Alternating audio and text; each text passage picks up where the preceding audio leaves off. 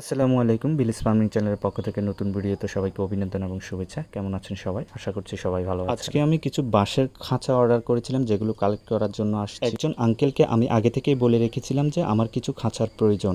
এই খাঁচাগুলো আমি মূলত প্রথমত এক্সপেরিমেন্টাল হিসেবে ব্যবহার করব, যার রেজাল্ট পরবর্তীতে আপনাদের সাথে অবশ্যই শেয়ার। খাঁচাগুলো কেনার একটা মেন উদ্দেশ্য হলো যে আমরা যারা বেশি পরিমাণে হাঁস পালি, আমরা যে হাঁসগুলোকে কুচে বসাই সেই হাঁসগুলোর সাথে অন্যান্য হাঁস রাখতেও কিন্তু বাধ্য হই। পর্যাপ্ত জায়গার অভাবেই কিন্তু আমরা এমনটি করে থাকি। এই ক্ষেত্রে দেখা গেছে যে যখন নতুন ডিম ফুটে বাচ্চা বের হয় সেক্ষেত্রে আমরা যদি অতিরিক্ত 2-1 দিন বাচ্চাগুলো রেখে দিই, বাচ্চাগুলো অতিরিক্ত একটু চঞ্চল হয়, সেগুলো যদি বের হয়ে যায় তাহলে অন্যান্য হাঁসগুলো ঠুকরিয়ে বাচ্চাগুলোকে মেরে ফেলে। মূলত অন্যান্য বড় হাঁসগুলো যাতে করে বাচ্চাকে ঠুকরিয়ে মেরে না ফেলতে পারে সেজন্য আমি খাঁচাগুলো নিয়ে আসছি, আর এর রেজাল্ট আমি পরবর্তীতে আপনাদের সাথে অবশ্যই শেয়ার করব। আঙ্কেলের সাথে আমি প্রতিটা খাঁচা 120 টাকা দর করেছি। কথা ছিল যে ভালো বাঁশ বেত দিতে হবে, অর্থাৎ অন্যান্য খাঁচার তুলনায় যাতে আমার খাঁচাগুলো মানসম্মত হয়। কিন্তু আঙ্কেলের কথা আর কাজ এক ছিল না, অর্থাৎ খাঁচাগুলো আমি যেমনটি চাইছিলাম সে মানের ছিল না। করা অনেক দূর থেকে আসছে, তারপরও নিয়ে নিলাম। বর্তমান সময়ের প্রেক্ষাপটে একটা কথা আপনাদেরকে না বললেই নয়, এই বর্ষার মৌসুমে অতিরিক্ত ডিম নষ্ট হয়।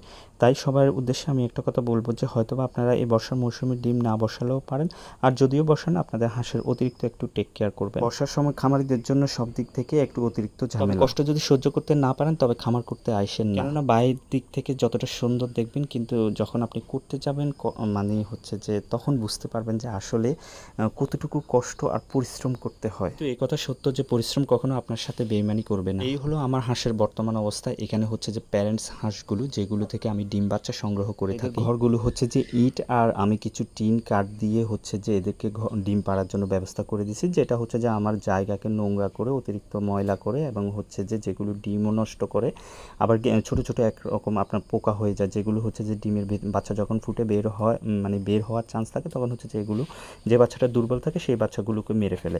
তো এখানে আমার কিছু বাচ্চা ছিল, এগুলোকে প্রথমত হচ্ছে যে আমি খাবার দিয়ে দিলাম, কারণ হচ্ছে যে বাচ্চাগুলো না হয় যদি আমি খাবার দিতে একটু লেট করি দেখা যাচ্ছে যে বাচ্চাগুলো আপনার দুর্বল হয়ে যাবে, অর্থাৎ দুর্বল হয়ে আস্তে আস্তে বাচ্চাকে সঠিক সময়ে নিয়মিত খাবার না দিলে বাচ্চা দুর্বল হয়ে মারা যাওয়ার সম্ভাবনা অনেকাংশই বেশি। এই হাঁসগুলো আমি শীতের জন্য প্রস্তুত করছি, এদের বয়স প্রায় 2 মাসের কাছাকাছি। এই বয়সে আমি 3 বেলা খাবার দিচ্ছি, সকালবেলা চাউল অথবা খুদ সাথে ফিড, দুপুরবেলা দিচ্ছি যে আমি ভাত বসিয়ে এবং সামান্য পরিমাণে ফিড এবং ধানের কুড়া, আর রাতে কিছু পরিমাণ ধান দিয়ে থাকি।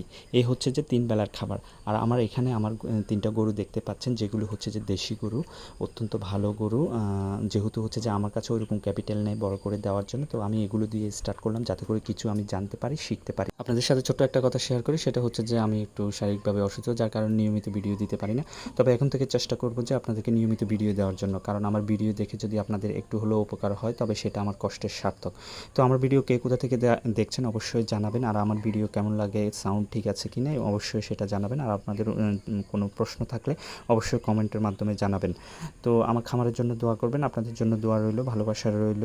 তো আজকের জন্য রাখি, অবশ্যই নেক্সট ভিডিও দেখার আমন্ত্রণ রইল। চ্যানেলটা সাবস্ক্রাইব করবেন যদি ভালো লাগে।